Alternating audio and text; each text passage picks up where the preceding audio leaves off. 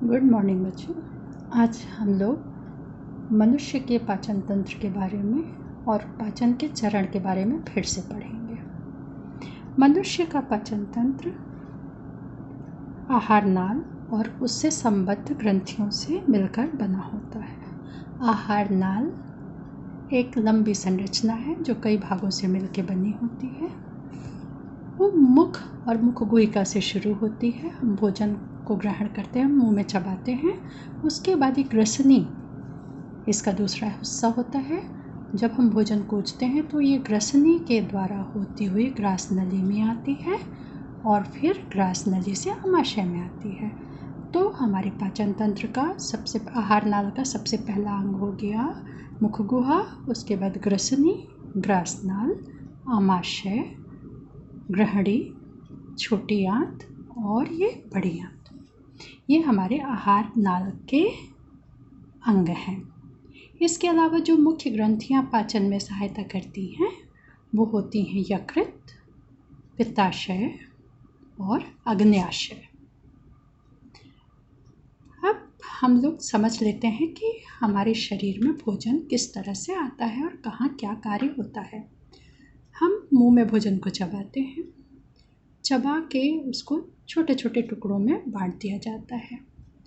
मुंह में तरह तरह के तरल पदार्थ होते हैं, कुछ एंजाइम होते हैं जो भोजन के साथ मिल जाते हैं और ग्रसनी में से होते हुए ग्रास नली में आते हैं। यहाँ पर भोजन में कोई परिवर्तन नहीं होता है। इसके बाद भोजन आमाशय में आ जाता है। आमाशय एक थैली नुमा रचना है। यहाँ पर हाइड्रोक्लोरिक अम्ल होता है।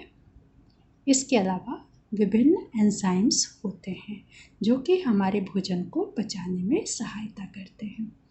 हाइड्रोक्लोरिक अम्ल के कारण यहाँ पर जब भोजन आता है तो उसका माध्यम अम्लीय होता है। यहाँ पे भोजन काफ़ी देर तक रहता है, मथा जाता है, जिससे वो लुगदी की तरह बन जाता है। उसमें अम्ल मिल जाते हैं, एंजाइम्स मिल जाते हैं।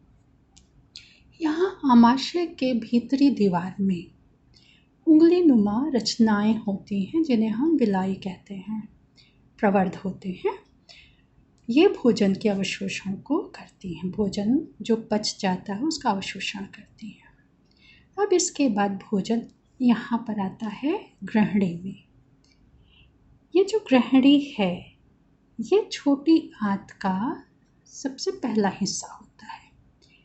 यहाँ पर ग्रहणी में पित्ताशय से पित्तरस भोजन में मिलाया जाता है।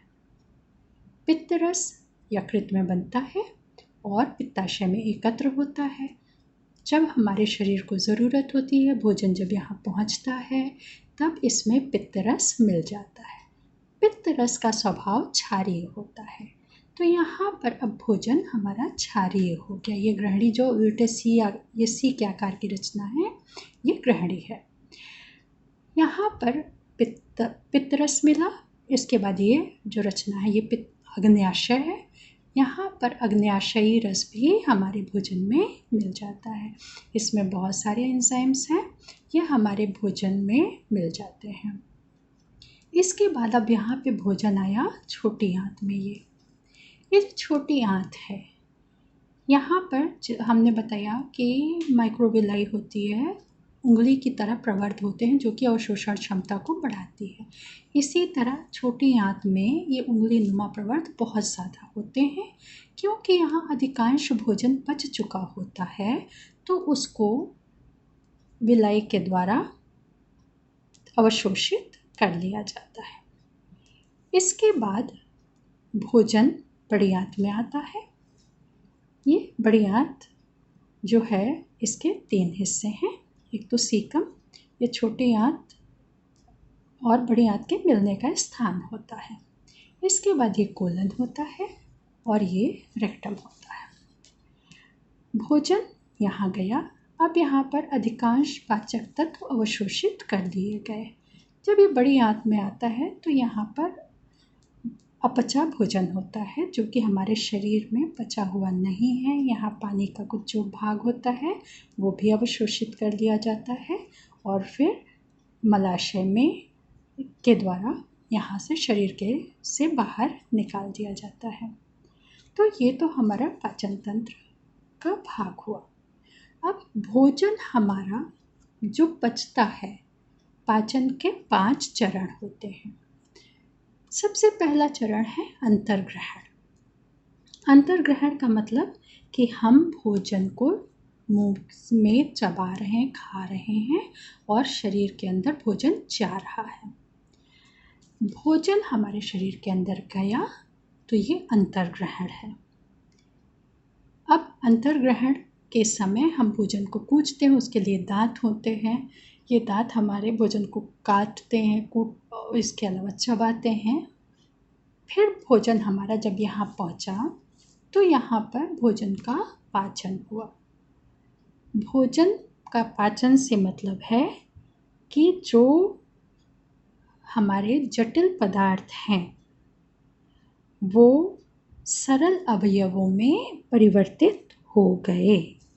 भोजन के अघुलनशील और जटिल पदार्थ, कार्बनिक पदार्थ जो होते हैं जैसे कार्बोहाइड्रेट, प्रोटीन और वसा, ये सरल पदार्थों में एंजाइम्स के द्वारा सरल अवयवों में परिवर्तित हो जाते हैं। इस क्रिया को पाचन कहते हैं। इस प्रक्रिया में बहुत सारे एंजाइम्स भाग लेते हैं जो कि प्रोटीन, मंड और वसा जो कि अघुलनशील होते हैं उनको ग्लूकोज, अमीनो अम्ल और वसी अम्ल जैसे घुलनशील पदार्थ में परिवर्तित कर देते हैं। तो ये क्रिया पाचन हो गई। अब जब ये सरल पदार्थ में परिवर्तित हो गया, जटिल पदार्थ सरल पदार्थ में परिवर्तित हो गया जैसे ग्लूकोज, अमीनो अम्ल और वसी अम्ल, तो अब ये हमारे शरीर के द्वारा अवशोषित कर लिए जाते हैं। अवशोषण हमारे पाचन का तीसरा चरण है। ये जो अवशोषण हुआ हमारे रुधिर में मिल जाता है। इसके बाद रुधिर से ये कोशिकाओं में, विभिन्न कोशिकाओं में पहुंचा हमारा भोजन। वहाँ पर कोशिका के अंदर आप लोग बच्चों जानते ही हैं कि जीव द्रव्य होता है। अब ये जो सरल पदार्थ हैं घुलनशील जैसे ग्लूकोज, अमीनो अम्ल, ये सारी चीज़ें जीव द्रव्य में घुल मिल जाती हैं। इस प्रक्रिया को हम स्वांगीकरण कहते हैं। स्वांगीकरण क्या होता है? जो भोजन में जटिल पदार्थ सरल पदार्थों में परिवर्तित हो गए हैं वो हमारे जीव द्रव्य में घुल मिल जाते हैं। इस प्रक्रिया को स्वांगीकरण कहते हैं। अब जो भोजन नहीं पचा हुआ होता है वो हमारे शरीर के द्वारा बाहर निकाल दिया जाता है। इस क्रिया को हम बहिक्षेपण कहते हैं। तो आप लोगों का ये पाचन तंत्र था। हम लोग फिर अगले क्लास में मिलेंगे।